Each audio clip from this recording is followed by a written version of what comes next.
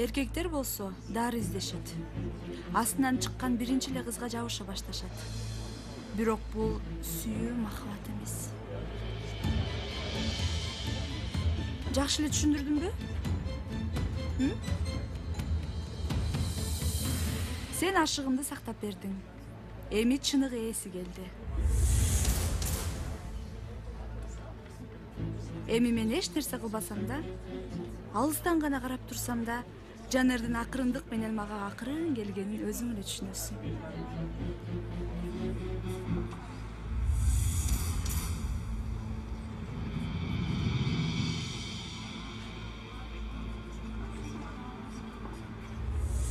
Коркунуч ажалдан сактап калбайт, Дуру.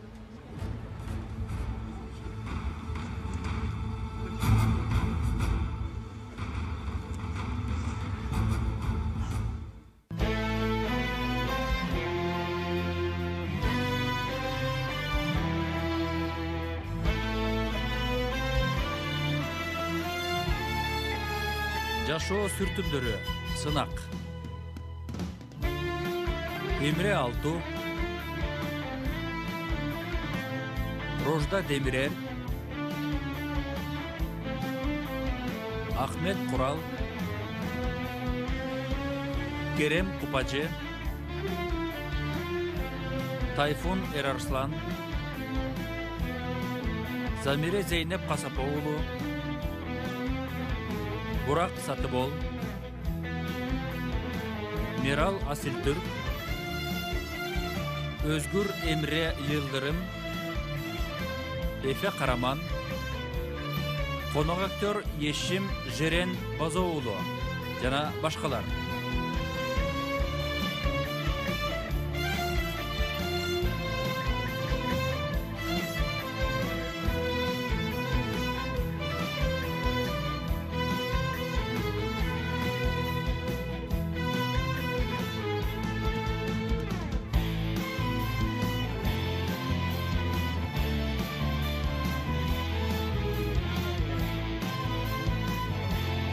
Продюсери Чаара Бингүллер, режиссеру Жем Табак.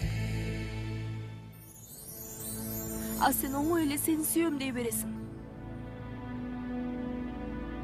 Же калп айтасың. Же болбосо маанисин билбейсиң.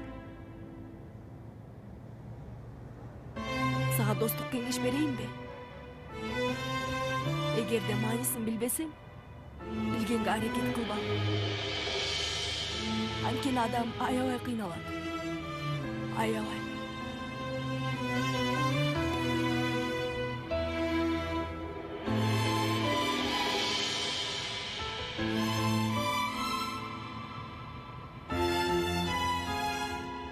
Жакшы кал.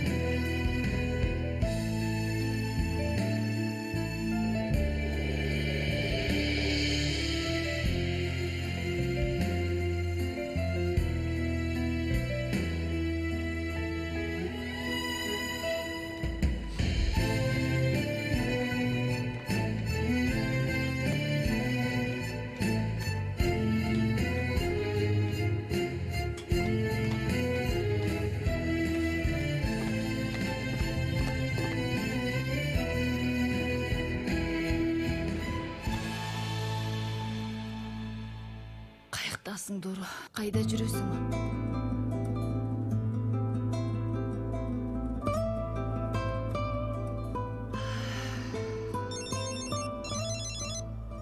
Угуп жатам Салих агай. Астафыралла, айтыңыз агай. Ошондойбу? Макул агай. Жаңылыктарды бизге айтып турасыз. Макул агай. Албетте. Макул агай. Жакшы барыңыз. Мына чай да келди. Рахмат досым. Аш болсун. Еткин кана алчы. Чоң рахмат. Шекер. Жан, чай досым. О. Эмне болду дагы досым? Дуру менен бүттүбү эмне? Көрбөй атасыңбы, карабайсыңбы?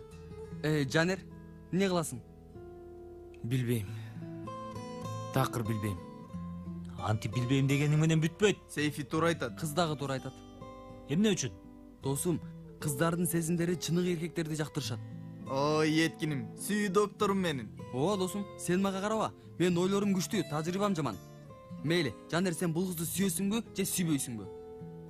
Ойлогонумдан да катуу сүйөт экенмин Еткин. Сонунго досум. Анда ушинтип эле уланта бер досум. Эшиктен кууса, тешиктен киресиң.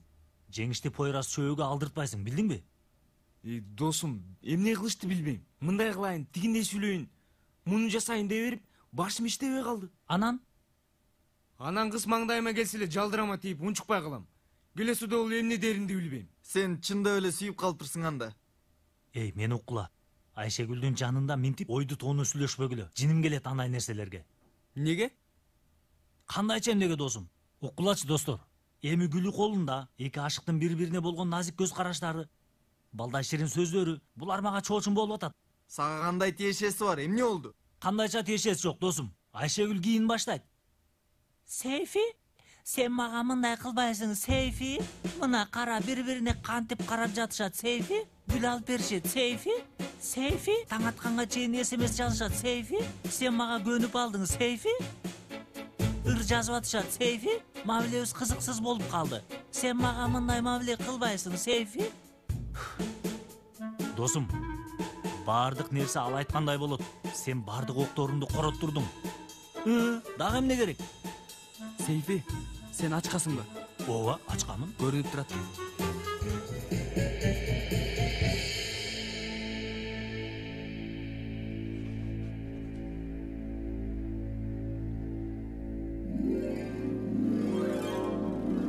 Бол чалар, көп сауырымды түшүнөбүй айтчы, кайсы жер? Мына бул менин жигитим, азаматсың сен. Азаматсың, мейли, дагы кабарлашабыз. Чалар Очту университетин өтүп. Калгандарычы? Али чалышкан жок тентектер. Мен болсо чыдамсыздык менен күтүп атам. Агай, биз менен тигил жакка жүрсөңүз? Тынччылыкпы? Жүрсөңүз Кинан.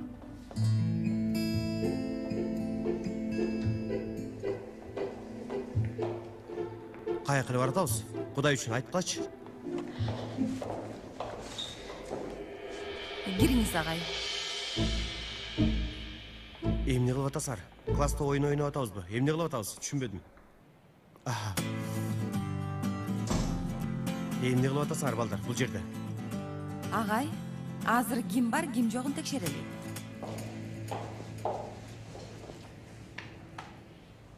Жанер? Келе алган жок эже. Хажитепе университети физика инженери.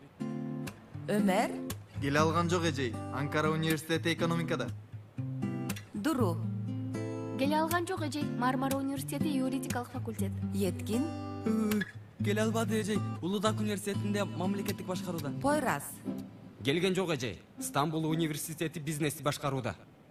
Пелин? Келе алган жок эжей. Стамбул университети математика факультетинде. Сейфи? Келе алган жок эже. Очту тамак өнөр жайы факультети. Елис? Келген жок эжей. Имар Синан телекөрсөтүүдө. Айшегүл? Келе алган жок эжей. Богазычы философияда. Хакан? Келе алган жок эже. Анкара университети укук коргоочу. Гүлшан? Келе алган жок эжей. 9 июль психологияда. Үнзиле? Келе алган жок эжей. Чапа медицина. Ямур? Келе алган жок эжей. Хажитепе университетинин консерваториясы театр факультети. Класс чын эле бош экен, Кинан агай. КФД курстарын айынан эже.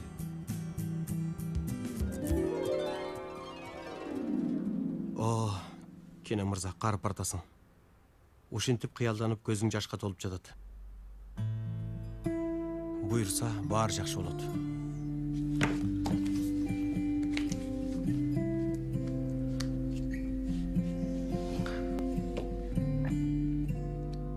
Метин агай, тынчыңызды алып жатам бул убакта, кечирип коюңуз.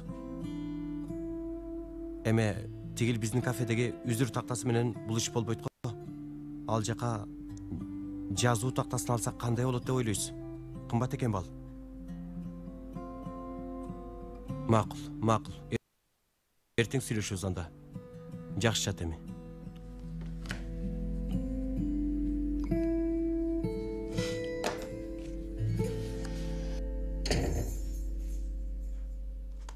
Келдиңби сулуу кыз? Саат канча болду?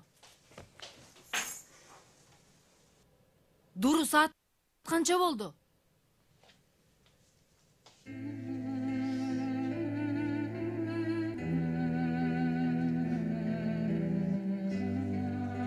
Kızım?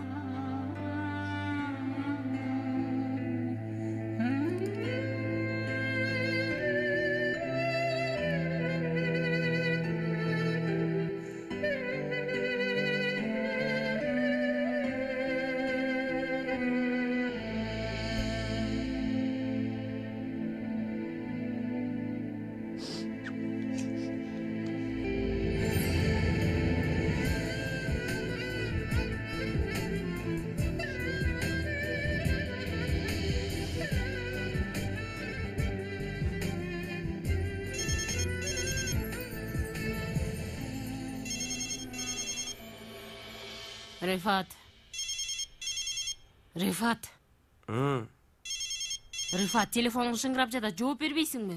Мушук болсо керек. Эй, чычкан болсочу. Алла. Козум, бир жума бою эле тамашаң ушул. Түн ортосунда ким болду экен? Rifat, үй ойгонуп алды. Жооп берсеңчи телефонго эми. Алло. Тууган, түн ичинде кимсиң сен? Ооба, мен Рифат Санжакылымын. Не? Эмне деп атасың сен? Эмне болуп атат, эй? Эмне деп атасың? Айнурум, тур, кафе өрттөнүп атат. Эмне? Айнурум, кафе өрттөнүп атат, тур. Рифат, кайда болду, эй? Ай, кийимим, Рифат. Илеген эле кафе кантип күйүп кетсин, Рифат. Рифат. Эмне болуп атат, Рифат? Рифат?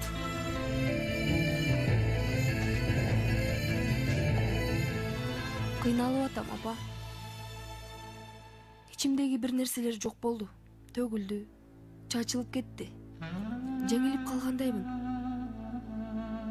Адам катышпаган согушта жеңилип калат беле, апа? Мен жеңилдим. Колум, бутум, тилим байланып калды. Ага түшүндүрөм деп өзүмдүн сезимдеримди түшүндүм. Ушул убакка чейин билген эмесмин.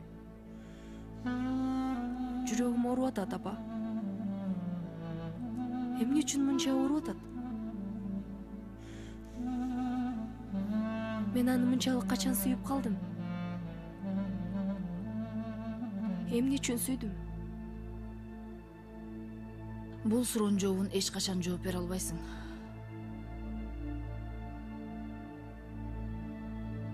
Атаң кеткенде менин да жаным күйгөн. Эмне үчүн мындай кылды дегем. Мен буга татыктуу эмесминби дедим. Аябай ачууландым. Ага аябай жиним келди. Кийин өзүмө ачууландым. Бир нерсем кем болгондой сездим. Эркек аялды таштап кеткенде, аял эркекти жоготпойт негизи. Жан дүйнөсүн жоготот. Себеби аял төрөгөндө эле эмес. Эркек аны чындап сүйгөндө гана аял болушу мүмкүн. Ошондуктан эркек карабай кеткен аялдар дароо жазанып башташат.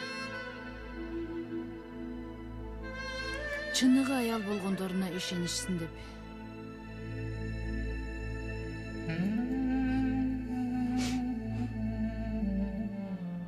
Жоготуу аябай кыйын, билем. Бирок эң жаман эмне билесиңби? Эч качан сүйбө. Сиз менен буларды сүйлөшөм деп такыр ойлогон эмесмин. Мен дагы сени менен буларды сүйлөшөм деп ойлогон эмесмин, чоң кыз. Сени мынтип уктабай жатканыңда эркелете алам деп да ойлогон эмесмин. Апа? Атамды сагындыңызбы?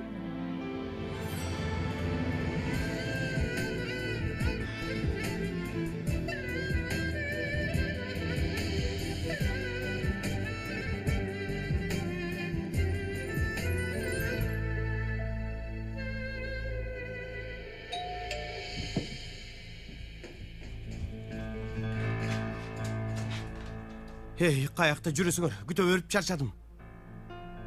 Айнур, эмне болду? Же телефонуңарга жооп бербедиңер го? Балдар, эмне болду? Айнур. Эмне үчүн токтоттуңуз бизди, Жезде? Бакырба, бала уктуп атат. Жезде, эмне үчүн токтоттуңуз? Мен кетем дегенде эмне үчүн токтоттуңуз, Жезде? Өзүнө дагы ишенбеген адамга сиз эмне үчүн ишенип токтоттуңуз, Жезде? Эмне болуп атат иним? Айнур, эмне болду? Мени коркутпагылачы. Өрттөндү Жезде, баары күл болду. Эмне өрттөндү? Кафебиз, Жезде. Кыялдарыбыз. Биз алган, сиз алган кредит, бардык нерсе күйүп кетип күл болду, Жезде.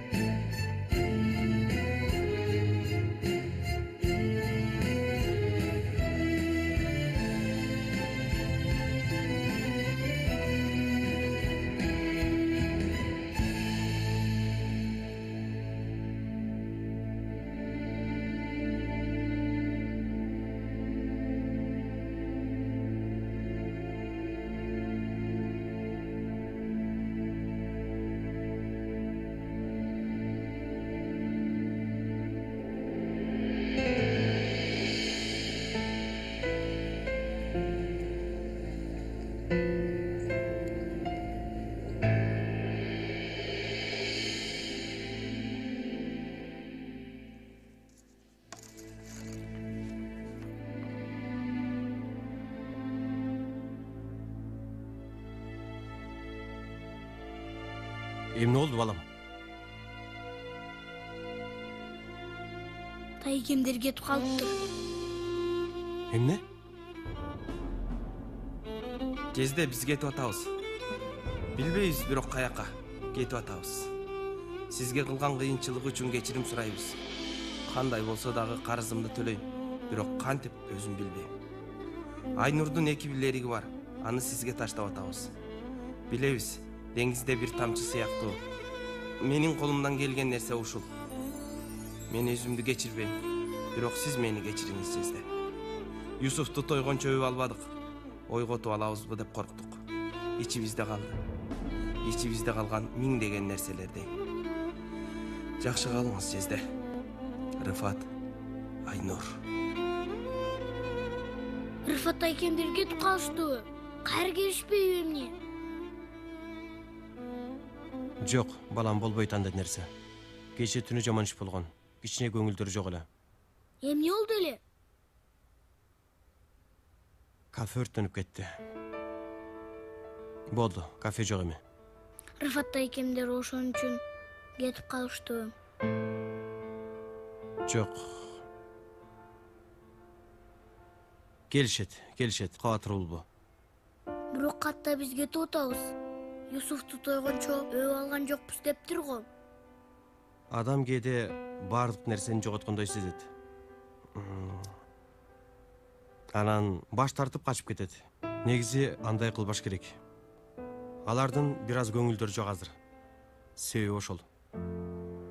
Кана сен столдорду жыйыштырчы, дасторкон даярдап тамактаналы.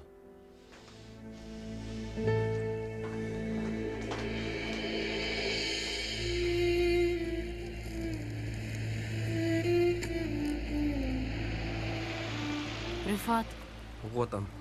канча акчабыз калды?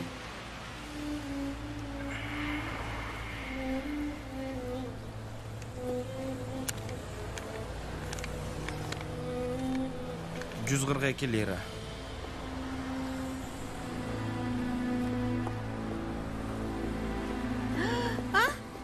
Кандайсыз мүдүрлөрүм? Эртең мененки спортпу? Мен болду мүдүр эмесмин, Пакиза. Кандайча? Отур.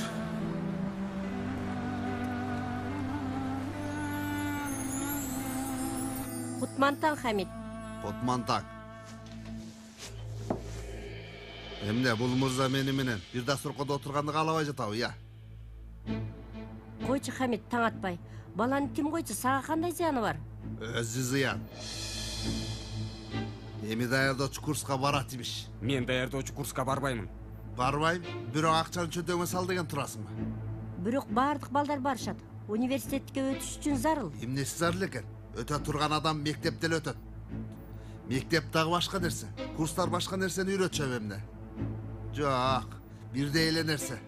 Бирок азыр заман өзгөрдү. Кара, мектептеги мугалимдер деле айтып жатышат. Ошондойбу, Севгайым? Кайсы факультет бүтүрдүң сен айтчы гана? Көп сүйлөп атасың. 5 тыйын да бербей атасың. Каалабайм деп атам ансызда. Кара, сүйлөгөндөрүнө кара. Каалабайт имиш. Эмнеге? Себеби көчөдө итке окшоп тентүү турганда. Ким мектепке? Анан дагы курстарга бармак эле. Койчу, Хамид, эми бала кааласа да жаман, каалабаса дагы жаман. Сүйлөө бол, чай куйгана. Эртеле.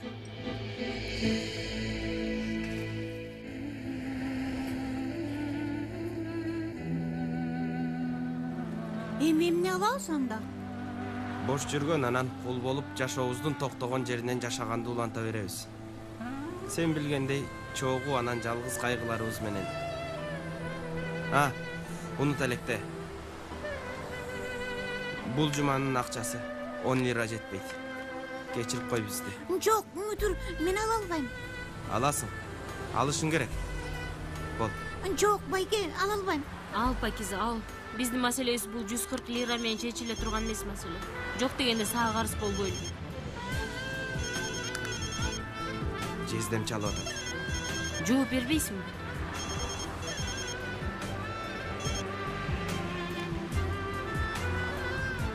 Мейли, биз баралы. Кечирип кой бизди, Пакиза. Мени дагы, байке.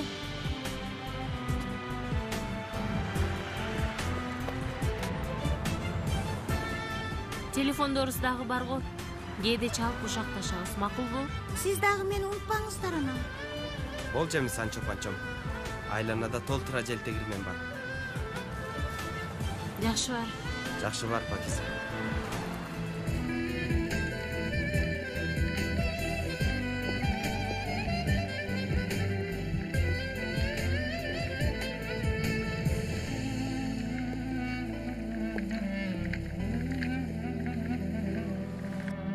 Дуру. Кызым, тур эми кечигесиң, бол тез. Тамак даяр, бол.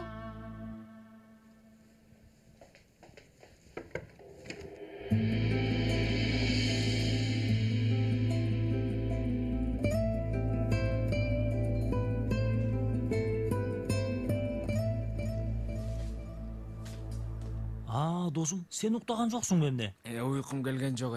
Мен дагы өзүмдүн коңуругумдун айынан уктай албадым. Ооба. Жанер, аз калды. Кайра баарыбыз чогуу үстүңө секирет болчубуз. Ким чай коет? Макул, чайды мен коем. Бирок бирөөңөр нан алып келишиңер керек. Кече мен баргам, дос. Койчу, ал мурунку күн эле.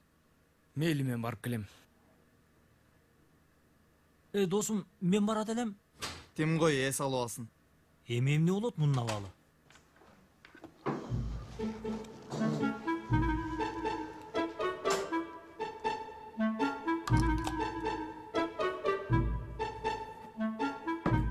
Эткин, эмнеге газ түгөнгөнүн айткан жоксуң?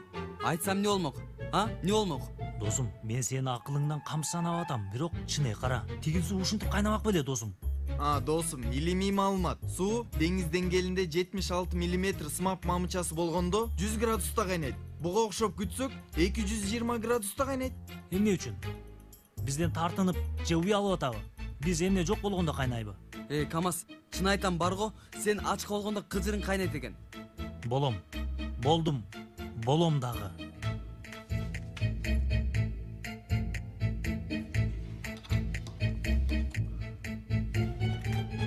Нанды күтсөк болмок.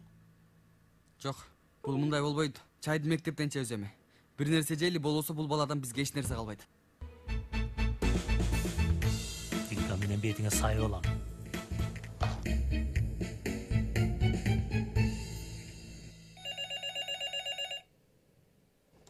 Алло. Угуп атам агай. Жок, агай. Маселе болот деп ойлобойм. Агай, ал маселеде сиз керек болгон нерсени жазадыңыз. Макул агай. Сиз айтканды жазайбыз. Жакшы калыңыз.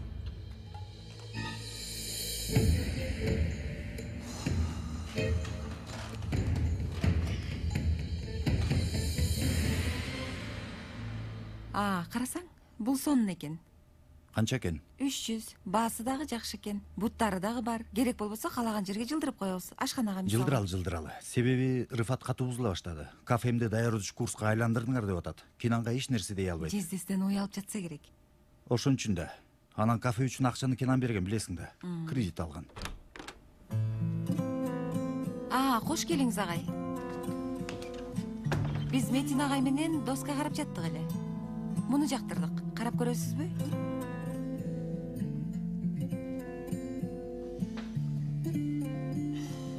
Кенан, жаман бир нерсе болду. Кафебиз, курс өтөр жерибиз өрттөнүп кетти. Эмне?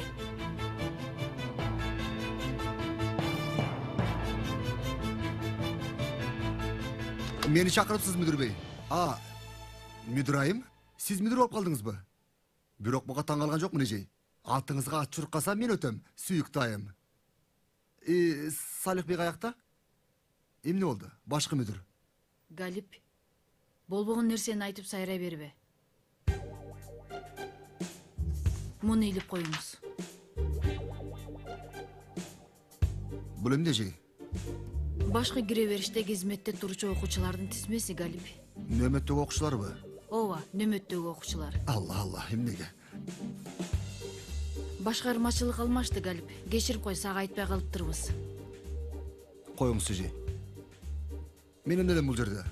Мен чымын дагы чургузбайм. Кенан агайды бизден ажыратпагыла деген плакат ачылганда чын эле чымында очкон жок. Аны көрдүк. Ооба, анда болду. Ката кеткен ошол окуяда.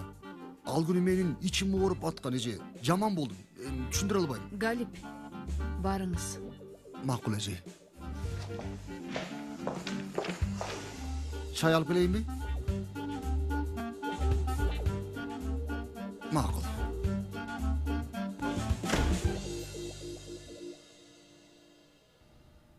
Жок, акчага, кагазга, кредитке эч нерсеге капа болгон жок. Рыфат менен Айнур таңгамал үйдөн чыгып кетишиптир. Телефонго дагы жооп бербейт тентек. Балдарга курс дедик эле. Ошону эмне кыларымды билбей жатам. Агай, мындай дебеңиз, суранам. Сиз ар дайым балдар үчүн үмүт болдуңуз. Муну баары билет. Сиз өзүңүздү көп кыйнабаңыз. Сөз сайласын табабыз. Элиф туура айтат, Кенан. Баскетбол тобун түзөт элек го. Бүтпөй калабы? Баштаган иш бүтпөй калмак беле. Баштайлы анда.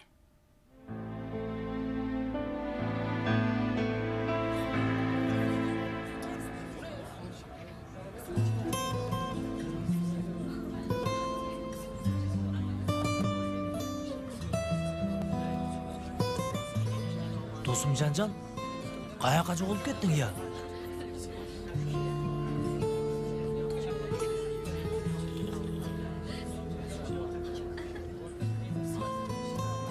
Сейфи, биз кетели кааласың. Караба ал жакта, караба.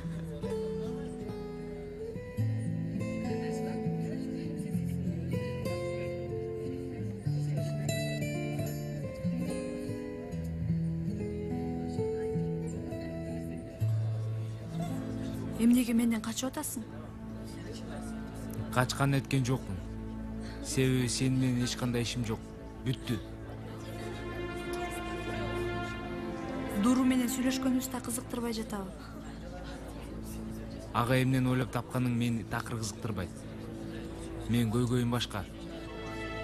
Уккун Жанер. Сенден сүйүү күйүү тиленип отурбайм. Өзүмдү кечиртиш үчүн эмне кылмакмын деп ойлондум. Эч нерсе дедим. Азыр сыйлашкан досторумдан сен алар менен чогуу болгон күндө да алыстай албайм, Жанер. Эмне деп сүйлөштүң Дуру менен? Жана эле кызыкпай аттың эле го? Эми кызыгып атам. Өзүнөн сурап ал анда.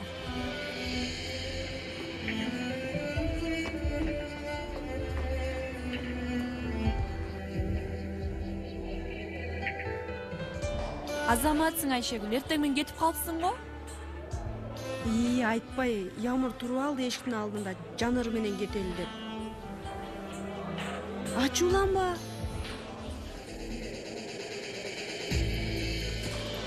Ямыр?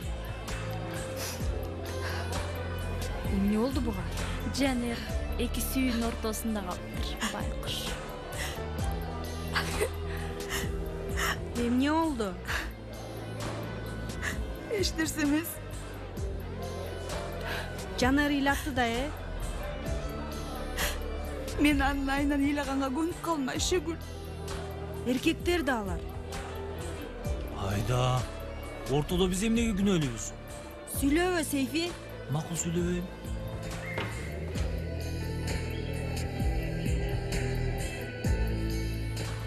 Эмне дейсиң?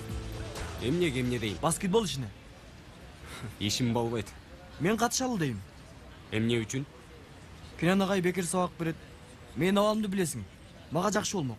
Эмне, окуйм деп калдыңбы эми? Жок досум, түшүнчү. Эми мектепте бассейн болот.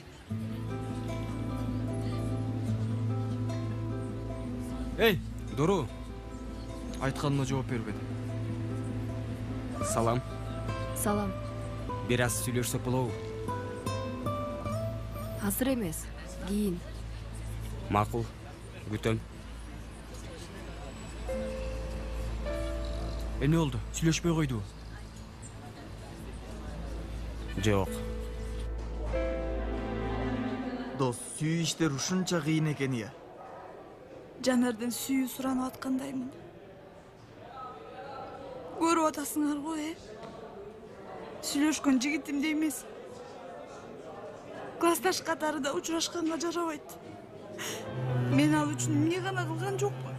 Туура айтасың, бирок кичине убакыт. Каалабайм болду. Чындап каалабайм. Ямыр, баш тартпайсың да сен. Силерге да рахмат. Дуру менен эбак эле жакшы дос болуп алыпсыңар го. Дөрөөчү, андай нерсе жок. Бизден корккон үчүн бизге араң айтышты. Айтышканда жок. Биз өзүбүз түшүндүк. Угуп кой. Биз бул мектепке келгенибизден бери Дуру, анын балээдей достору бизге кылбаган нерсени кылган жок. Эми биз дагы биримдиктүү болобуз. Такыр артка кадам таштайм дебе, Ямыр. Такыр. Мен болгону Жанердин мага сүйүүсүн гана каалайм. Мурдагыдай эле. Сүйчү билесиңерби? Сүйөм деп дайым айтчу эле го. Болду.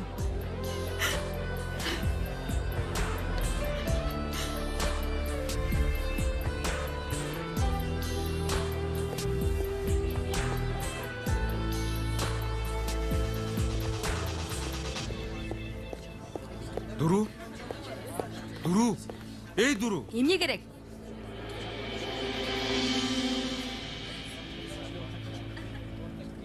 Эмне үчүн телефонго жооп бербей атасың? Канча жолу чалдым? Сүйлөшө турган эч нерсе жок. Баары өз ордунда. Сен сүйгөнүңө бар. Сен да сүйгөнүңө, ошондойбу? Жок жаным, мен андай эмесмин. Сүйгөндөн ажырасам өзүмө аманатчы таап албайм.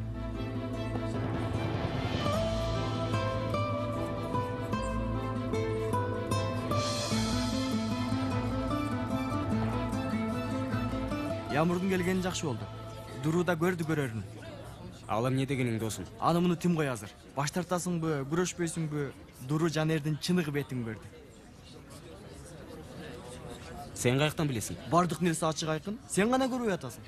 Кечегиңге чейин эле сени менен Дуру үчүн мушташкан келеси о. Ямыр келгенде башкача карай баштады. Дуру мунун айынан капы болду. Көрөм буларды. Көрүп күрөшкүн досум.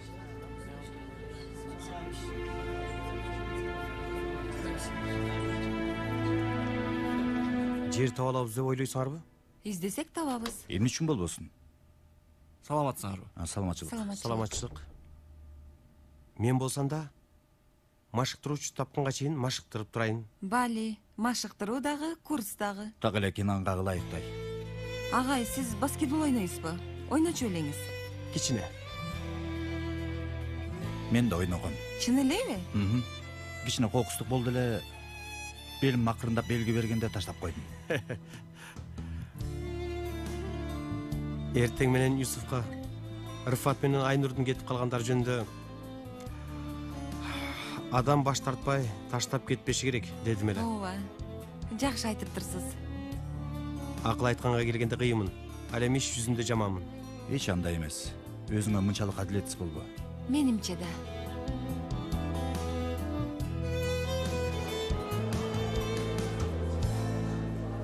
Кирбей эле кой. Эмнеге? Ашыктар урушкан окшойт. Ямыр ыйлап атат. Аны менен Жанер урушуптурбу? Билбейт белең. Мен кайдан билейин, досум? Мен Дуру менен Жанер сүйүшкөндөрдү ойлогом. Ошондойбу, Дуру? Бирок мен сага буларды башында айткам.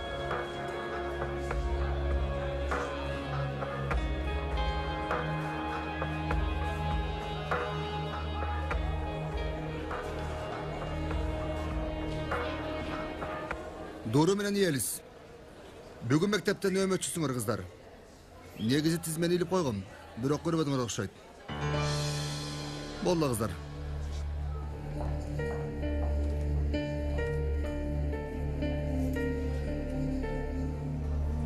Ямур, бүгүн мен кишине ооруп калыптырмын.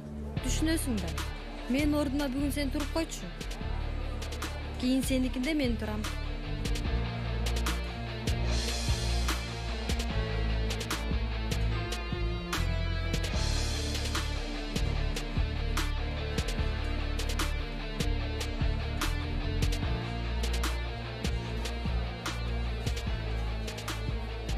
Макул?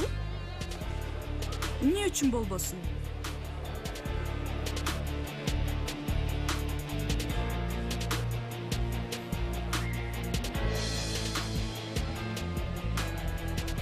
Эмне кылып атасың? Сүйлөшөйүн.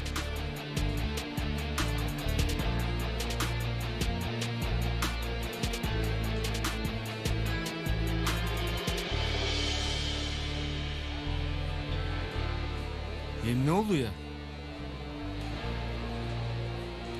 Досум, тиштин баары Арабтын чачындай болуп баратат. Биз дагы жеме жейбиз. Бирок күтө тур. Силерге кандай тиешиңиз бар? Досум, кыздар биригишсе, баарыбыз өлөбүз эми. Суу куруш болуп атат.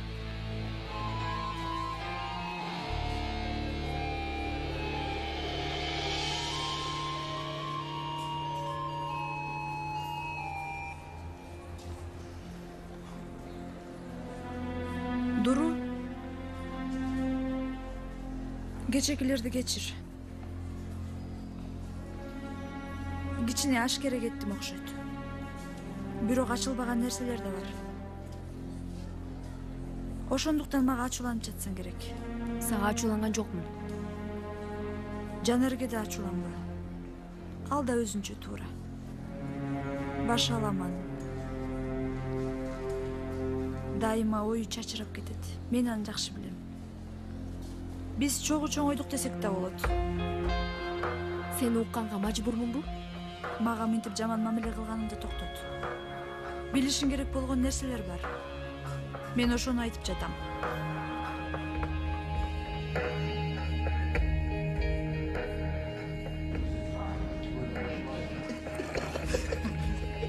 Берсең мага? Эй, талашпа, бербейм.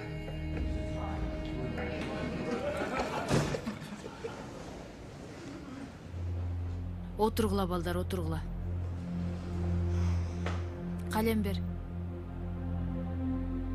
Елис кызым, сен бүгүн нөөмөтчү окуучу эмес белең? Эжей, мен кичине ооруп калыптырмын. Досум менен алмашып алдык. Сакайып кет. Бирок мындай оюңарга келген өзгөрүүлөрдү сөз башкармалыкка да айтып койгула. Биз да билгендей бололу. Кечирип коюңуз, эжей. Отур ордуңа. Жанер, доскага. Эмне дейсиз, эжей? Доскага чык деп атам. Укпай атасыңбы? Кулактарың бир нерсе болгонбу сенин?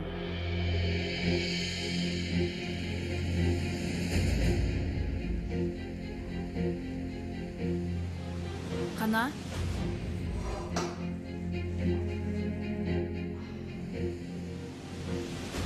Каспий деңиздин энергия булактарын айтып берчи.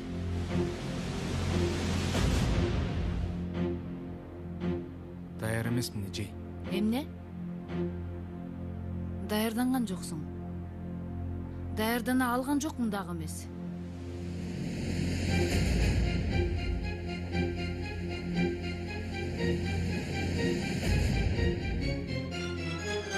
Бакенбардың эмне дейт, балам? Элвиссиңби сен? Кийимдериң баары жайында, машалла. Сен мектепке эмне үчүн келесиң, балам? Эмнеге келесиң?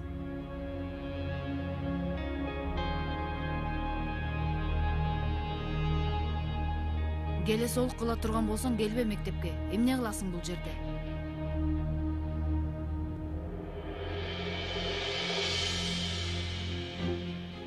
Отур ордуңа, нөл. Отур. Ачык эле кыздын өчүн алып жатат. Айшегүлүм, сулуу кызым, эгерде бир нерсе айткың келсе катуураак айт, биз дагы угалы. Балким биздин дагы угушубуз керектир. Мен өчүргүч сурадым.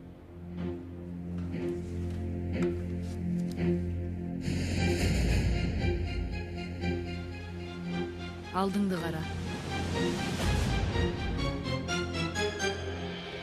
Досум, бул эже мени да жактырбайт. Кана балдар, Каспий деңиздин энергия булактарын ким айтып берет? Каспий аймагынын энергия булактары 5ке бөлүнөт.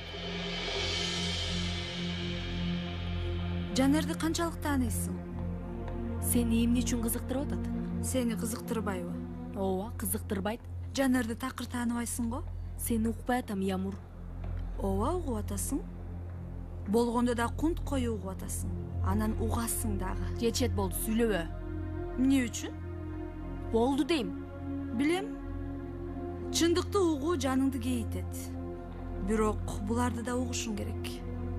Сенден эч нерсе уккум дагы, билгим дагы келбейт. Жанер мага канча жолу СМС жазганын билесиңби?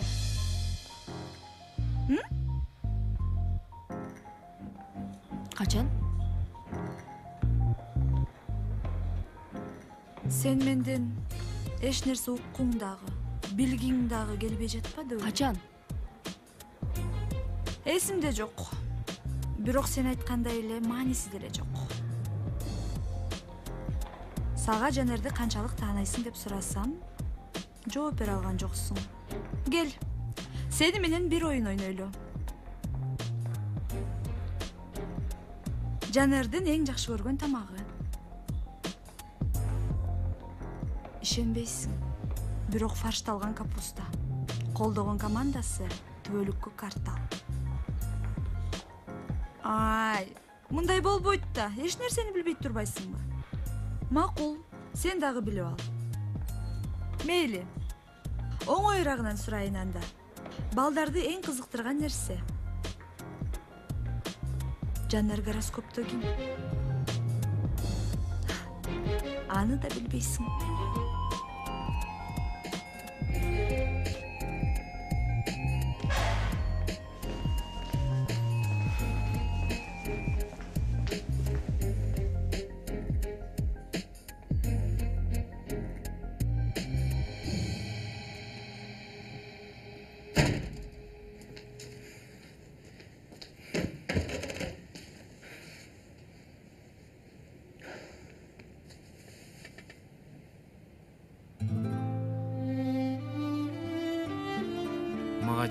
айтканын билем.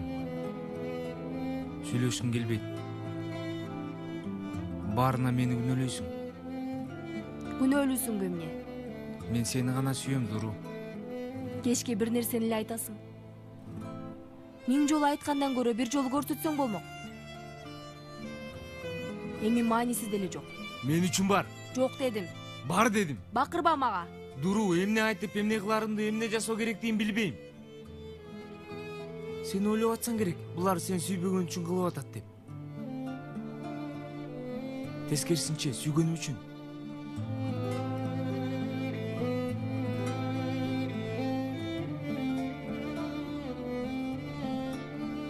Окчу, мен биринчи жолу ушунчалык сүйүп калдым.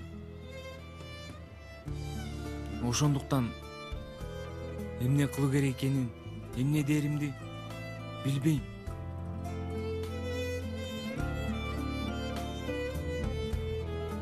Сага ишене алсам. Сага ишене алсам дегениң эмне, Дуру? Мени тааныбайсың? Жок, тааныбайм. Гороскоптон ким экениңди да билбейм.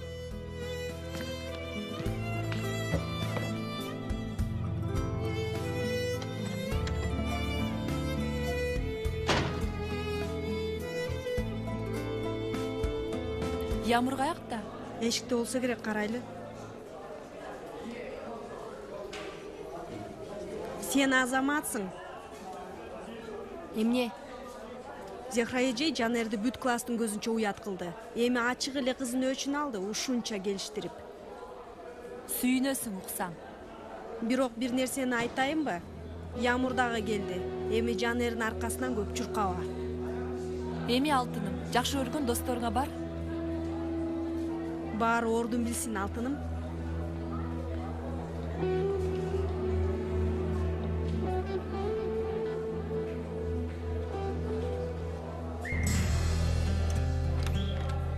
Апа, эмне үчүн мындай кылдыңыз?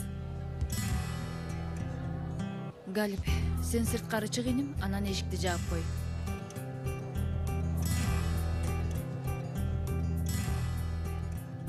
Эмне болду сага, Дуру? Эмне бакырып атасың? Жанерди уруштурсуз го. Ооба, уруштум, себеби суроого жооп бере алган жок, нөл алды. Мен сенин досторуңду коргоп актаганга жоопкерчиликтүү эмесмин. Жооп бербесе эмне кылдыңыз? Мени кандай абалга калтырганыңызды ойлогон жоксузбу? Бакырбай сүйлө мага, Сураныч. Муну мен айтайын. Зехра эжейдин кызына тийбегиле, Кудай үчүн тийишпегиле, сүйлөшпөгүлө. Үнүңдү акырын чыгар деп суранып жатам сенден, Дуру, бол деме. Эмне үчүн сизге бир нерсе айтаарда же бир нерсе бөлүшөрдө дароо келип айта албайм. Кийин кызым эмнеге мындай болду? Мага баарын айтсаң болмок дейсиң. Эми эмне болду? Мен ишенем ал айтканыңа. Мен айтып берем. Антпесем 3 күндөн кийин кайра өзүмө тиет. Сыр деп бөлүшкөнүм кайра келип мага тиет. Куру сөзгө гана менин досум болгоңуз келет. Апа.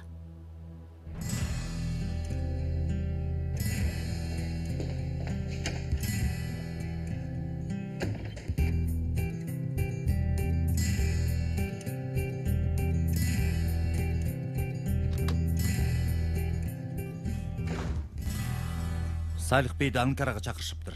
Мен да уктум. Демек уктуңуз. Сен окуяңдын айынан болсо, келгенде жаман нерсе болот, айтып коеюн. Антип ойлойм. Ансыз да күндө бир нерсе болуп жатат го. Көнүп деле калдык. Сен кайра жинне көп тие бербе. Бирок сен баары бир мени укпайсың да. Мен жөн эле сүйлөп атам.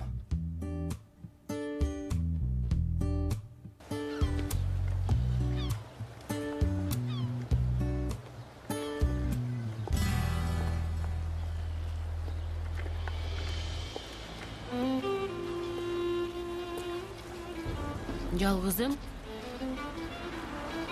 Жаным. Жоготтук козум. Эмнеге колумду тийгизсем, колумда калып атат. Бирок сенин күнөөң эмес да, алтыным менин. Күнөөм бар же жокпу, баары бир болбой атат. Эмне кылабыз? 2 лира акчабыз калды. Жүрүп кеттик. Каяка?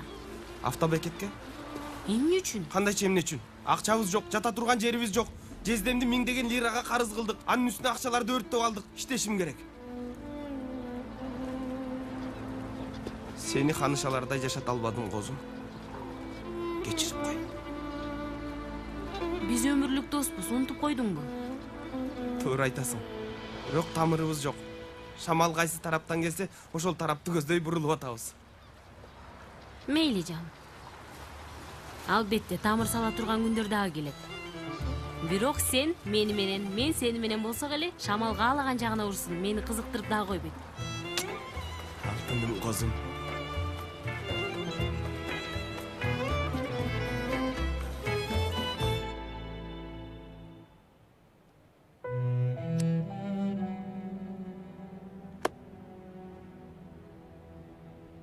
Бүгүн баарыбыз үчүн жакшы күн эмес окшойт. Кебетиңер ошондой деп жатат.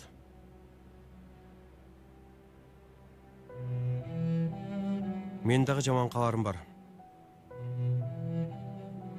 Кафебиз, курс өтө турган жерибиз кечээ өрттөнүп кетти. Ал кандай болду, агай? Кандайча өртөнүп кетти? Баары күйүп кетти. Баарыңар тааныйсыңар. Рыфат менен Айнурду. Алар дагы эртең менен үйдөн кетип калышыптыр. Баары күйүп кетти деп. Жалган айтпайын, мен дагы ошондой эле сездим. Бир канча убакыт мурун азыр дагы ошондой элем. Баары бүттү дедим. Баары жок болду.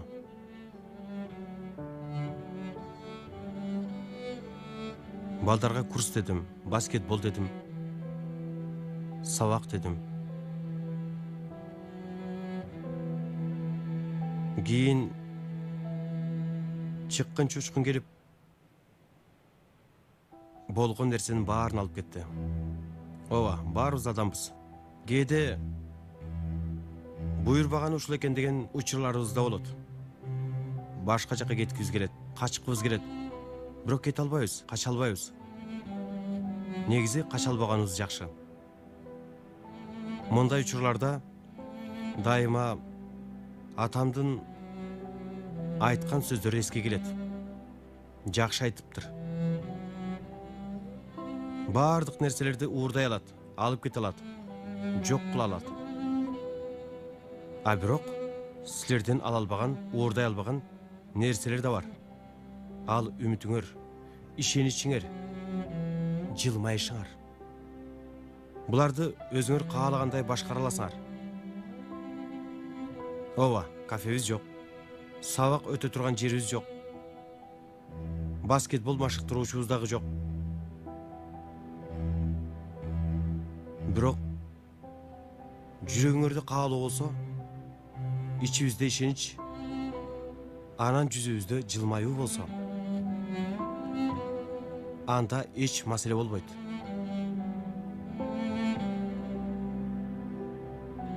Мен спорт залда болом. Өзүмдүн билишимче баскетбол менен математиканы үйрөтүш үчүн.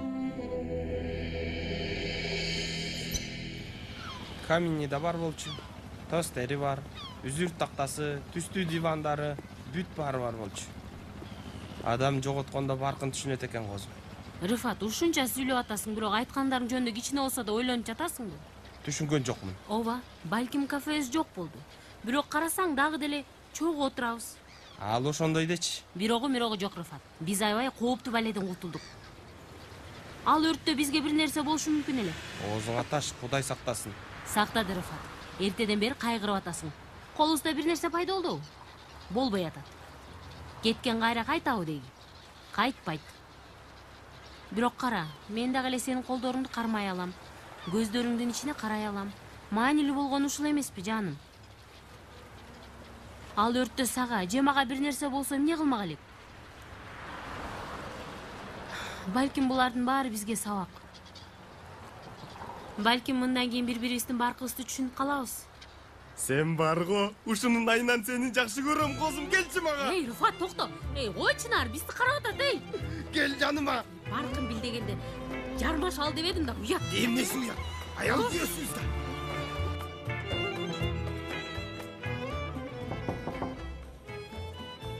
Кериңиз, Эжей, келиңиз Кенан агай. Мүдүр бей менен сүйлөшкөн элек. Баскетболго тандоо жөнүндө. Ооба билем. Чынында эмне үчүн мындай кереги жок иштер менен алек болгонду жактырасыз? Мен түшүнбөй койдум. Бул кереги жок деген нерсе менен мен окуучулар менен мамиле түзөм деп жатам эжей. Аларды бир максатка алып барыш үчүн. Кенан агай, карасаңыз, Салих агай сизге айтыптыр. Бирок укпаптырсыз. Сиз болгону сабагыңызды үйрөтсөңүз жетет. Мен сизден уруксаат сураган жокмун, Зехре эжей. Мен болгону сый урмат менен сизге кабар берип жатам. Түшүндүңүзбү? Ыраазычылыгымды билдиришим керекпи? Анан канчага чейин болот бул баскетбол иши? Кеч бүтөт. Мен Галип менен сүйлөшөм, ачкыч жана башкасын. Сиз чечимиңизди чыгарыпсыз агай. Өзүңүз билесиз бул ишти. Чоң рахмат.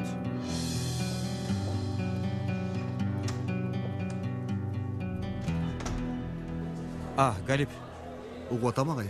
Биз мен анан баскетбол командасына балдар бүгүн спорт залды колдонобуз. Сен дагы кеч кетет окшойсуң эми. Эч нерсе эмес агай.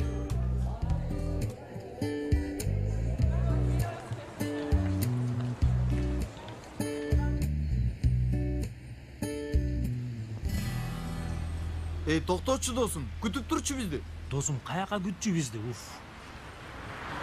Баскетбол командасына кириш үчүн спорт залга барбайбызбы, дос? Анан Кенан агай дагы чакырды, барбасак болбой калат, досум. Камаз туура айтып жатат. Кенан агайга уят болобуз. Силер барар эле балдар. Мен көңүлүм жок. Болмок беле мындай нерсе. Сени ушундай абалда таштап кетебизби? Таштагыла, достор. Таштагандар таштап тураңыз. Кеттик эми. Мынтип жалгыз өзүңдү кыйнап бүтөсүң. Жан, серги түшөсүң кичине, ха? Сага. Эң жакшысы мен Жанер менен калайын. Силер болсо спорт залга барып Кенан агайдын жанында болгула. Мен барып сүйлөшөйүн, балким оюн алмаштырат. Туура. Макул досум, бар анда.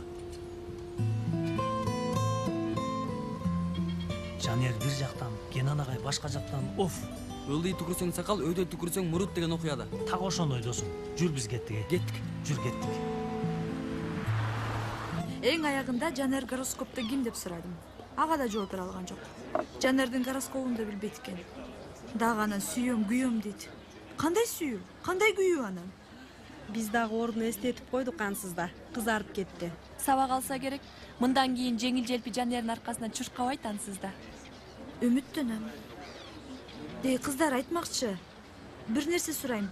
Тиги Елис менен Пелин. Алар Дурунун достору эмес беле? Жанердин айынан мамилелери бузулду. Бирок жакын арада эле кайра киндиктери бириккендей болуп калышат. Көпкө күтпөйбүз. Менимче да.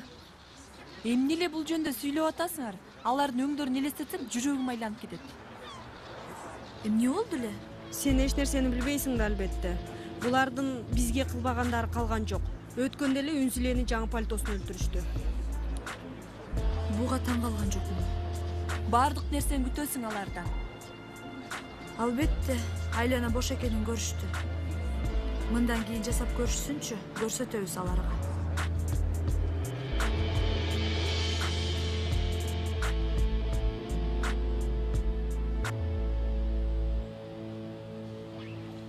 Дуру.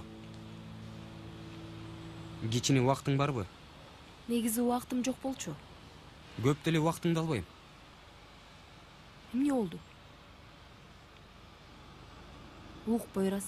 Жанар менен сүйлөшпөй калды десең, анда ал маселени козгобой эле коелу. Эй, Дуру, сен мени эмне деп ойлоп атасың? Болгон ошол жөнүндө сүйлөйм. Башка нерсе жөнүндө айта албайт экенминби? Туура айтасың. Акыркы күндөр көңүлүм жок. Дуру. Эми башка адам болом мен. Бардык нерсе башкача болот. Түшүнгөн жокмун. Баскетбол командасына катышам. Курстарга дагы барамын. Апам сүйлөшүп коюптур. Сабактарга да көңүл бура баштадым. Балким мындай абалда сен дагы мага жардам берерсиң. Кубанычтамын.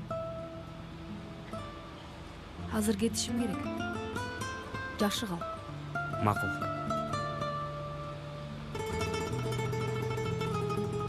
Баары сен үчүн.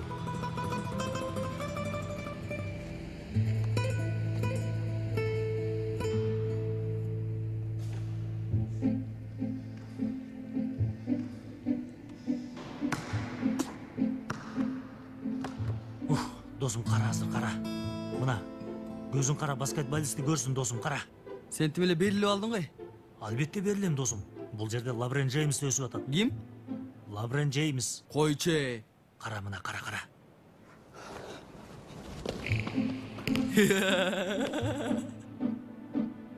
Эмне күлүп атасың, эй? Не болду? Лабрен Джеймс а? Эй, Джеймс эмес ал. Командада боло тургандар ушулар эле болсо өлдүк Кенан. Эч ким оңой болот деп айткан эмес. Кенан агай туура айтат.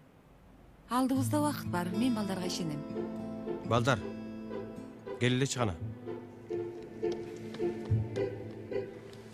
Кайда Жанер менен Өмөр? Агай, Өмөр менен Жанердин кичине маанайлары жок эле. Кандайча маанай жок я? Бойраздар дагы жок. Бул жердебиз, агай. Бойраз? Же бизди каалабайсызбы, агай? Андай нерсе болмок беле. Кичине таң калдым. Кел эле кана. Кана башты айланда. Башты айланда.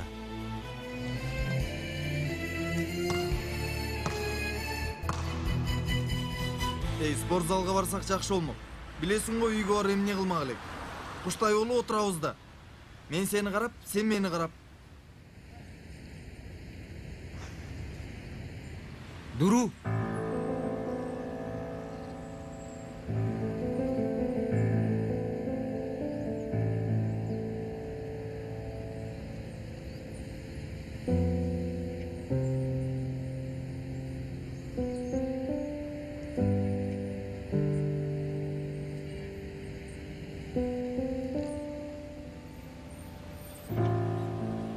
Сен эмне үчүн спорт залда эмессиң?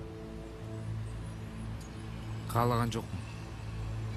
Эч нерсе кылгым келбей атат. Таң калган жокмун. Түшүнгөн жокмун. Пойразга жолуктум келатып. Баскетбол командасына жазылыптыр. Курстарга да барат экен. Мен себебин билем. Адам болгонго аракет кылып атам дейт. Сен эмне кылып атасың, Жанер? Баш тартып атасың. Себеби ишенбейсиң. Таң калтырган жоксуң мени.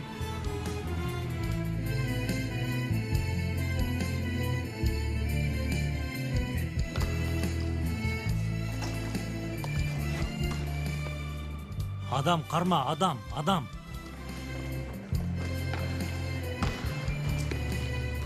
Бул жер боп-бош.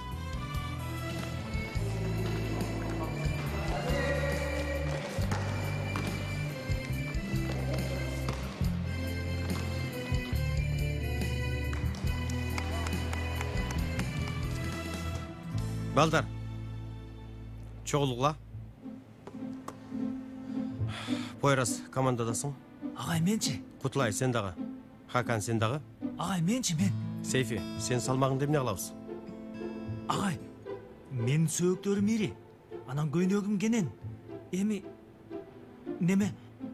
Эгерде командага киргиң келсе, арыкташың керек. Тигил курсак жоголот. Жеткин. Сен да командадасың. Бали! Бир нерседен кур калган жокмунбу? Калган жоксуң. Кана, бир матч дагы ойнойлу балдар. Агай, менчи. Алың жок эле го. Өзүмө келдим. Кана, дагы бир матч. Командадасың.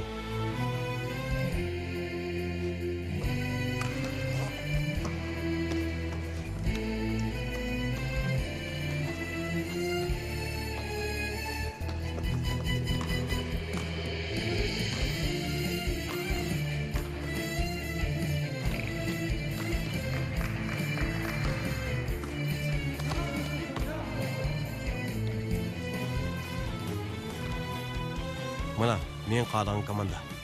Браво, Кенан. Браво. Карасаң, Пойраз менен Жанар бир командада. Өмүрүмдө ишенбейт элем. Чындап эле терең ойлопсуз, агай.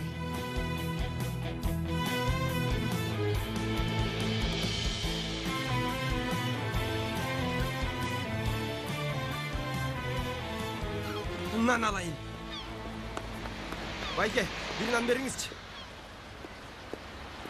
Мына кей, Байке.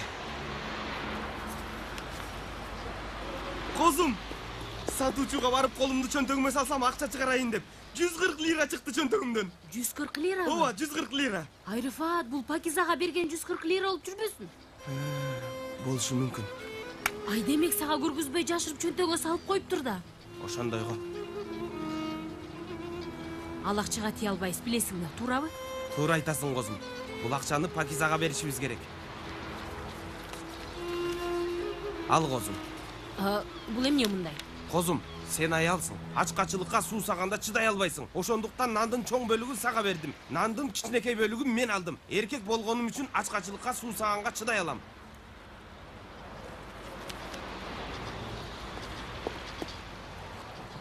Козум, сен эмне кылып атасың? Ак чардак кыргыттым. Эми нандын 3/1 сен, мен анан ак чардак бөлүшүп алдык. Тең бөлүшкөндөй болдук. Козум, математика маселесине окшошсуң. Күн сайын сенден жаңы нерселерди билип атам. Кимдин жубайымын? Жакшы менен жүрсөң жетерсиң муратка дейт. Жакшы менен жүрөм да.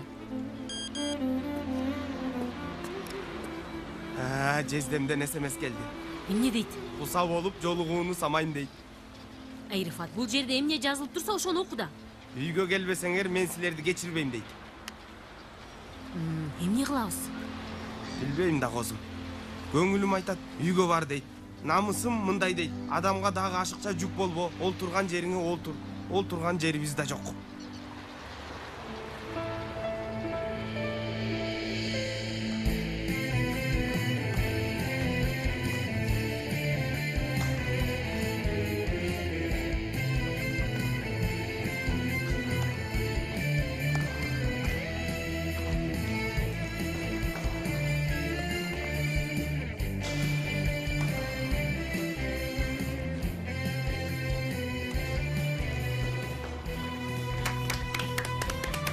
Макул балдар, келе бул жака. Мен азыр кетип жатам. Силер кичине калып, дагы машыгып кетесиңер. Силер кеткенден кийин Галип эшикти кулпулап коет. Эртеңден баштап сабактан мурун дагы кийин дагы машыгуу кылабыз. Галип эртең менен эшикти ачып берет. Анан көйнөкчөн формачын ойнобогула. Эртең келе атып спортивка, кроссовка алып келгиле. Кечиккен 50 жолу айланып чыккайт. Түшүнүктүүбү? Түшүнүктүү, тренер. Тренерби? Уланты бергиле. Балдар силерге аманат. Кабатыр болбоңуз, агай. Жакшы бар, Кенан. Жакшы калла.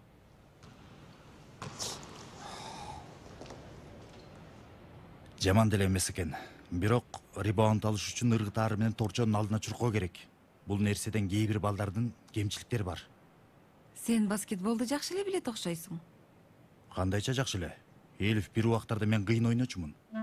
Чын элеби? Чын эле. Кааласаңыз азыр сизге көрсөтөйүн. Жанер, берчи тобуңду. Агай, бир нерсе болуп жүрбөсүн? Кыйынсынба болду. Кыйынсынба мага, эч нерсе болбойт. Балдар, баскетболдо эң маанилүү нерсе көңүл топтоо. Биринчиден окуя акылыңарга бүтөт. Денеңер акылыңарга карап иш кылат. Азыр силерге көрсөтөйүн. Качкыла.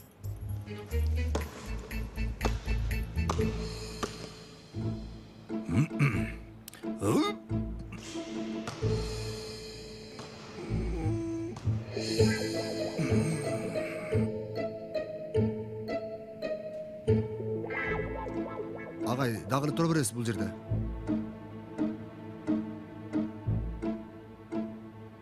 Метин агай? Агай, жакшы элесизби? Жанер, Сейфи, жардам бергиле. Ой, Метин агай. Ушундай да болмок. Нерсе болот деп айткам силерге.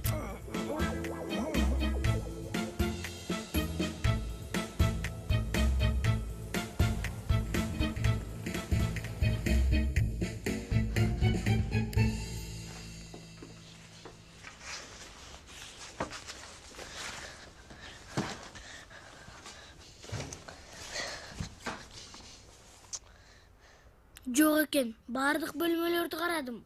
Мына келишпептир да экемдер. Келишмегиле го.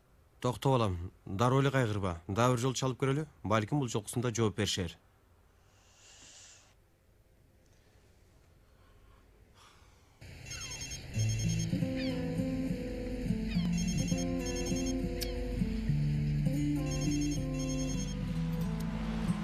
Озум, сенин телефонуң шыңгырап атабы?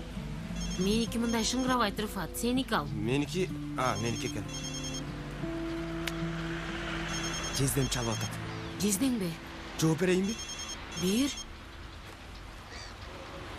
Алло, Рыфат, каяктасың иним? Кабатыр болуп жатабыз го. Кабатыр болбоңуз. Тоону томкоргон жездем менин. Биз азыр 5 жылдыздуу мейманкананын холундабыз. Алло, Рыфат, эмне дөөрүп атасың? Дөөрүп атам да жезде. Дөөрүп атасың албетте. Ансыз да бул үйдөн кетип калганыңар ката. Анан эки билерикти таштап кетипсиңер. Биздин каалаганыбыз билерик эмес го. Биздин каалаганыбыз силерсиңер. Иним, үйгө келсек силер кайтып келдиңер десек, карасак эч бир жерде жоксуңар. Сыртта жүрө бербей келелечи үйгө. Баралыбы? Барал албетте. Биз жок болбойт экен жезде. Калп айтпайын, болбой жатат дейм. Болла, көчөгө жүрө берип уят болбой келди үйгө. Жезде, кел атып бир нерсе алалыбы? Нан пан керекпи? Жок, эч нерсе керек эмес. Болла, келди. Кел атышатты? Кел атышат. Ура, сонун. Келгиле дейт. Сонун. Ой, тоңуп калдым. Токто, сага бир канча аракет көрсөтөм деп, топту ыргытам деген боюнча катып калды. Бирок ыргыткан тобум корзинага түштү, ошону дагы унутпайлы суранчы. Ай, Метин, сен дагы эле аны ойлоп жатасыңбы? Агай, бул жашта баскетболдун эмне кереги бар? Менин жашым эмне болуптур, Галип бей? Эмне жок эле. Галип, сен дарыларды алып келдиңби? Алып келдим. Булчуңдарды жумшартуучу. Ийнени бир сайышат. Оп! Ийне? Крем-прем жок эмне? Ийненин эмне кереги бар? Метин, ийнеден корком деп айтпа мага. Айтпайм. Эч нерсе айтпайм. Болгону ийне албай турганымды айттым. Метин, сен деги канча жаштасың? Ийнеден коркосуңбу дагы эле? Сен ийнени көрдүң беле? Ушунчалык чоңго. Кудайга тобо. Чын, бул жерге келип укол саям деп эч ким оорабы болбой эле койсун. Келбесин. Мени аябай кызыктырып жатат, агай. Сиз али колу бутуңузду кыймылдата албай жатасыз. Кантип каршылык көрсөтөсүз? Азыр менден бирди көрүп жүрбө. Метин? Аямай жок, Метин агай, аямай жок.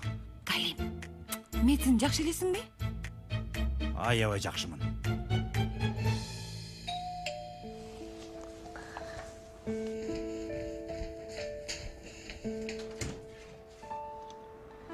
Кош келиңиздер. Кош келдим. Алтыным. Үйгө кириңиздер.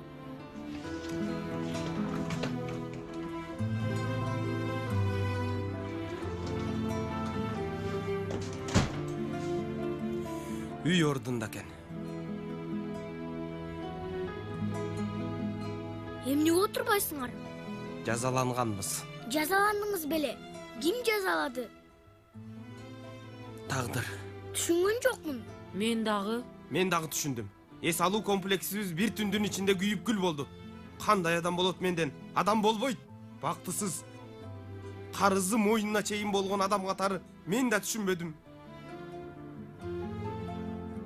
Отургула. Сиз менин эң сүйүктүү тайкепсиз, а сиз менин эң сүйүктүү жеңемсиз. Чын элеби? Ай, Рыфат, дагы чын элеби деп сурап коесуң да, балаң канча тайкеси бар эле? Жакшы болмок. Болсо жакшы болмок. Мен сыяктуу бактысыз, Юсуф мен сыяктуу эпчил эмес, тайкесинин жанында күчтүү, баатыр, колундагысын кое бербеген тайкеси болсо болмок. Мен башка тайкени каалабайм. Баатырым менин, каалаба. Албетте каалаба. Бул тайкеңдин башынан эмнелер гана өткөн жок. Ошондойбу козум?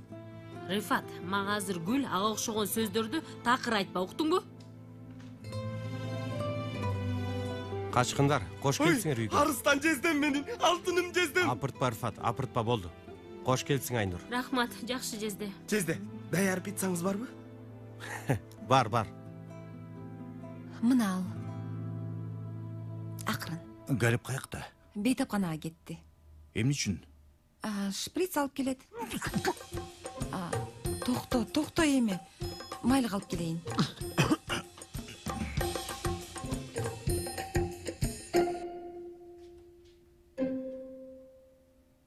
Метин, майлыктар каякта? Маңдайымда турган нерсени көрбөй атам. Эмне болду, Метин? Мен тезден кетишим керек. Ой, дөөрүбөчү, бул абалда каяка барасың? Мен бара берем. Метин, бир нерсе болдубу? азыр сени мен кабатыр кылбай эле коеюнчу. Ачпа. Эмнени ачпайм? Эшиктиби? Эшикти дагы, уколду дагы унут. Суранам сенден. Ачпа. Баратам. Кош келиңиз, кириңиз. Кош келиңиз. Гел дарыгер, гел. Агай, тынччылыкпы? Мен дагы эч нерсени түшүнгөн жокмун. Мен мындай түшүндүрөйүн. Кичинемде мени машина сүзгөн. Ооруканага араң жеткишкен. Эжем болбогондо балким өлүп калмакмын. Мырза, жатыңыз. Ийне сайып коеюн. Коюңузчу байке, сураныч. Кудай үчүн жасабаңыз, мен жакшымын. Метин, сен чындап эле ийнеден коркосуңбу? Мен тамашалап атасың деп ойлогом. Мен? Ийнеден? Жолдоштор, силердин маңдайыңарда Феткиеде тоодон парашют менен секирген адам турат. Мен адреналин жакшы көрөм. Түшүндүрө албадым. Анда мындай Метин агай, болуңуз. Макул, кийин түшүндүрүп бересиз. Болуңуз, батыраак. Ортак деп эмес. Ортпай. Менин аллергиям бар. Болду, түшүндүм. Аллергиям бар. Кое берчи, баладай кылбай. Кое берчи. Галип, акырын. Метин агай, жакшы элесизби?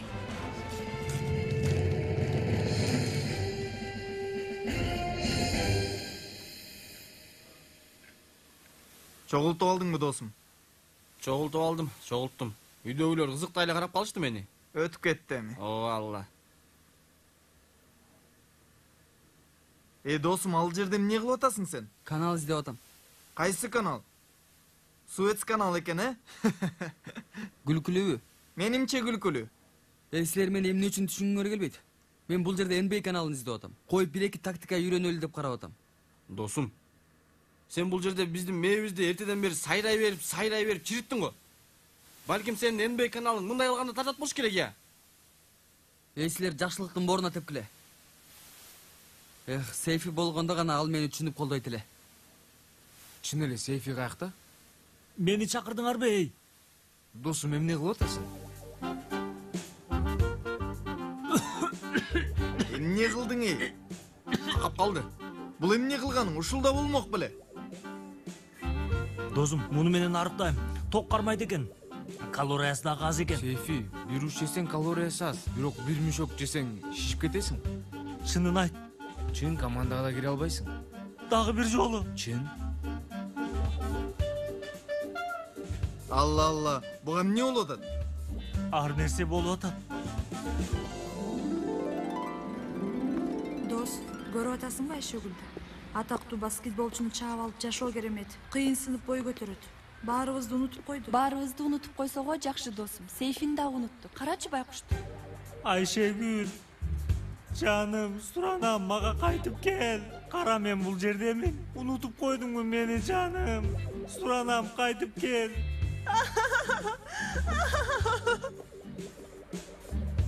Ой, Сейфи, сени унутуп коюш мүмкүн эмес. Оң жагыңды унутсам, сол жагыңды унута албайм. Ана мынчалык чоң нерсени кантип унутат элем, туурабы? Ой, сени эми автобуска, таксиге албай жатышабы? Өз убагында жакшыраак арыктасаң болмок. Мейли.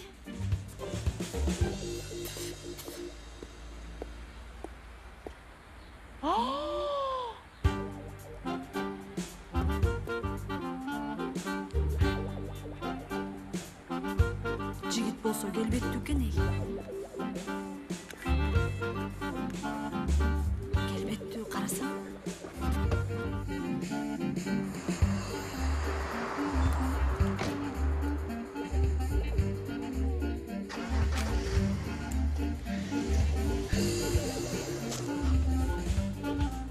Мандарин. Жергиликтүү мандарин, Вашингтон мандарини эже берейинби? Жок, болбойт. Дароо төкүлө бул жаңгактарды. Арыкташым керек. Спорт кылышым керек. Баклаваларды жебешим керек. Командага киришим керек. Спорт менен алектенем.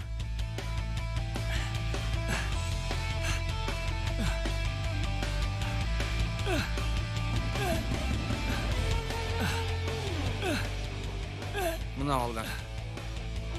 Азыртан баштап Сейфи менен байланышыбыз үзүлүп калды. Куттуктайм баарыңарды.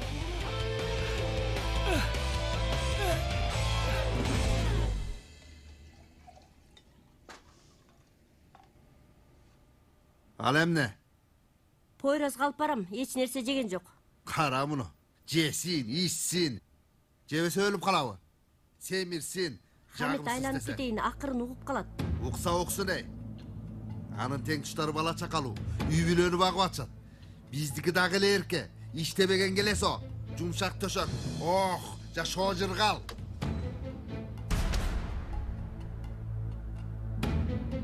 Ачка эмесмин апа, жебейм. Балам, эч нерсе жеген жоксуң го? Кана, ал муну мээңе камбарсын. Апа, келсеңиз бир нерсе сүйлөшөлү. Эмне айта турган болсоң бул жерде айтасың. Жок андай нерсе. Ушта шыбырашып сүйлөшкөн.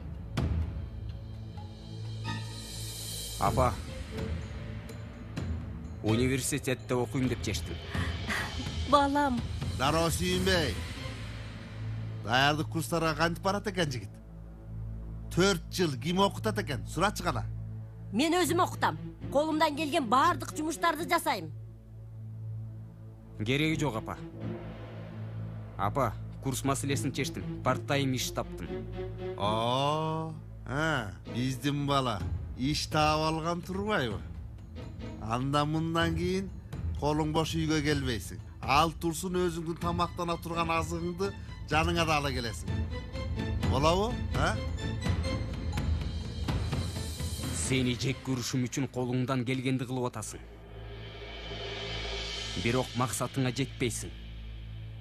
Мен сени жек көрбөйм. Сен мага татыктуу эмессиң.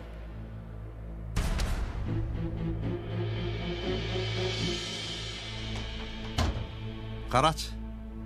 Дагы каяш айтып кетти. Мектепте үйрөтчүбү буларды? Кудай урсун сени, Хамит. Баардык кубанычыбызды бузуп салдың. Эмне кылсаңар кыла бергиле. Кудай аттоо. Жезде билесиз, жаш кезимде баскетболду сонун ойнойт элем. Жада калса менин атым Magic Рыфат эле. Корзина мени көргөндө ыйлайт болчу. Байкап көрөбүз. Машыктыруучуну ойлонуштурабыз. Жезде, ойлонуу менен болбойт. Баскетбол практикалык иш. Ойлонуп ийгиликке жетпейсиз. Туура эле майданга чыгыш керек. Анда эртең кел машыгууга, балдар менен сүйлөшөйүн. Чогуу баскетбол ойнойбуз, Козум, биздин Хемди эжебиздин кызы дарыгер беле? Мен баскетбол ойногонго барам. Кабатыр болбоңуз, Жезде. Рыфат, сен дагы эмнени ойлоп таптың? Алла үчүн баскетбол эмне, сен күнсүң, эй. Билгизбе, Козум, билгизбе. Иш үчүн акыркы мүмкүнчүлүк бул. Жезде, жаш кезимде баскетбол ойноп атканда бутумду оорутуп алгам. Мынтип ошондон бери. Бул жерде? Козум, эмне кылып атасың? Билгизбе, Козум, билгизбе.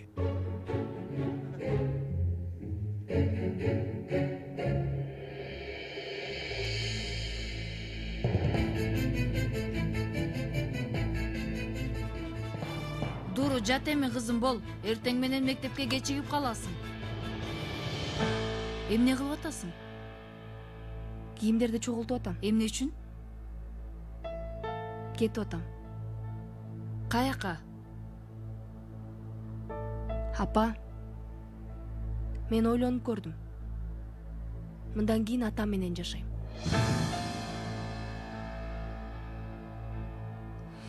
Макул. Түшүнүп атам. Жүрөгүмдү оорутайын деп атасың. Туура кыласың, себеби ачууландың. Бирок суранам, чогултканыңды токтотчу. Жат, эртең сүйлөшөлү, макулбу? Апа, тамашалашкан жокмун. Көрбөй атасызбы? Дуру, койчу, суранам, кетпе. Апа, кайра мурдагыдай кылып атасыз. Иштеримди кыйындатып атасыз. Мен ойлонуп көрдүм. Муну түшүнүшүңүздү каалайм. Апа, мен дем ала албай атам бул үйдө. Муунуп кеттим. Дуру, кетпечи. Суранам, кетпе. Эгерде мына бул эшиктен чыгып кетсең, бул үй боп-бош болуп калат. Анан ошондо мен дем ала албайм. Кетпе, суранам, кетпе. Суранам, кетпечи.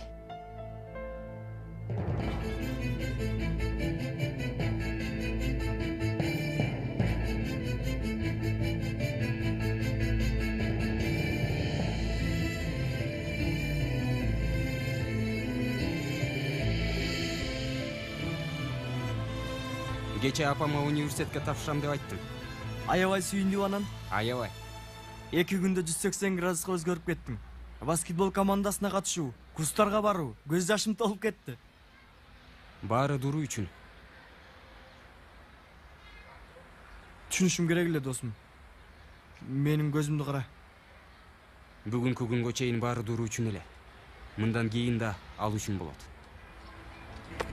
Болуптур, кеттик.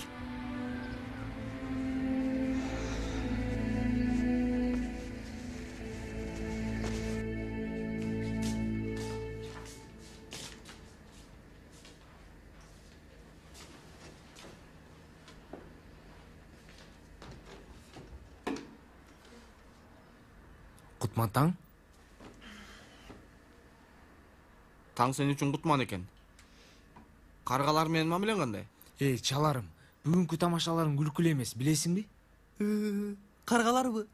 Мен түшүнбөдүм. Ал эмне дегениң? Эми еткиним.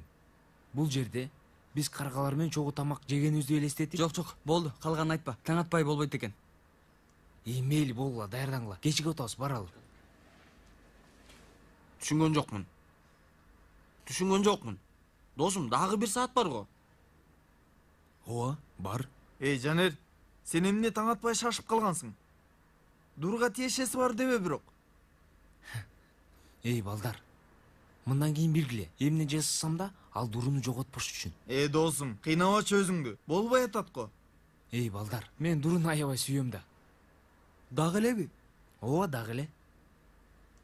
Адамдын сүйүү үчүн жасабаган нерсеси жок досум. Так 8 саат 16 мүнөт 27 секунд ачкамын. Эсим алып калды. Достор, баары махабаттын айынан. Мен кеттим.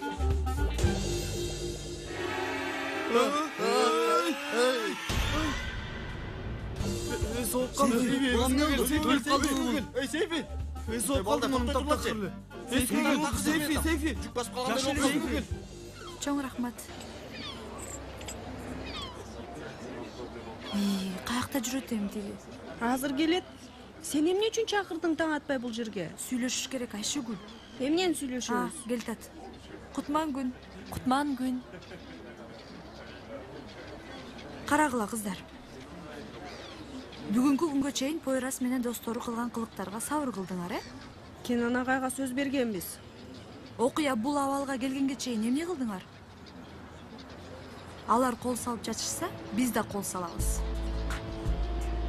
Согуш баштап атабызбы? Ооба. Муну алар каалады. Биз да абалга жараша иш кылабыз. Макулбу? Ооба. Түшүнүп атам, башыңар айланды. Бирок айткандарымды жакшылап уккула. Биздин балдарга да барып сүйлөшөбүз. Пойрас менен достору кылгандарына жооп беришет.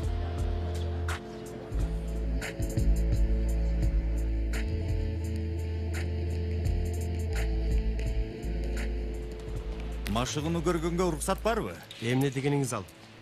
Эмне болду сага? Кенан сурабачы. Белин оорутуп алды. Керек эмес эле. Үйдө жатып эс алсаңыз болмок. Керек эмес эле. Бул жака чейин келиптирсиз. Жок, кичине кыйын болду. Бирок ийне алгандан кийин оңолуп калды. Кана отуруңуздар бул жерге. 1 мүнөт, 1 гол. 1 мүнөт кеч калдыңар, кошумча 10 айлампа чуркайсыңар. Агай, сиздин саатыңыз алдыда болушу мүмкүн. Агай ким? Агай. Сиз? Агай ким? Элфежей мугалим. Жеметтин агайды айттыңбы? Агай ким? Анан эмне үчүн мен спортзалда бутуңардын үнүн укпай жатам? Агай, мен ордан жаңы эле айыктым. Мен сени командага алган жокмун Мансыздагы. Макул. Анда мен 20 чуркайын агай. Тренер. Азаматсың, кана башла. Чурка. Бол. Агай деген эмне? Агай менен тренер кошулуп ушундай болду, агай. Мен бул жака келгенде мурун салмагымды текшердим десеңиз. Ананын сиз сурабаңыз, мен дагы жооп бербейин.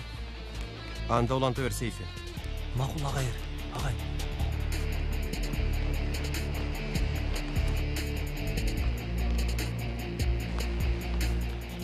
Ылдамыраак. Бат.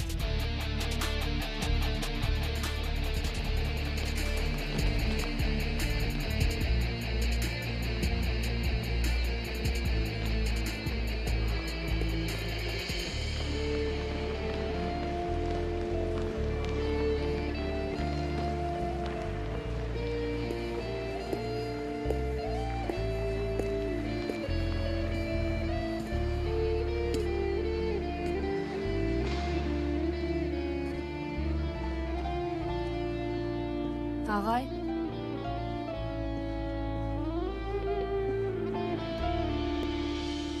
Тоскоол болгонум үчүн кечирим сурайм. Тынччылыкпы Дуру?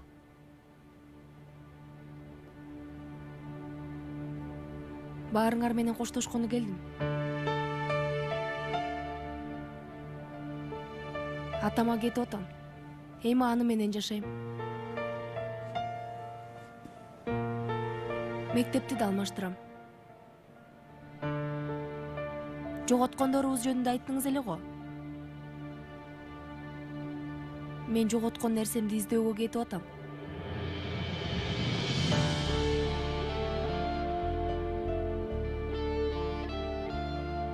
Эми дайыма айтарсыз. Бир жакшылыгы болсо экен деп.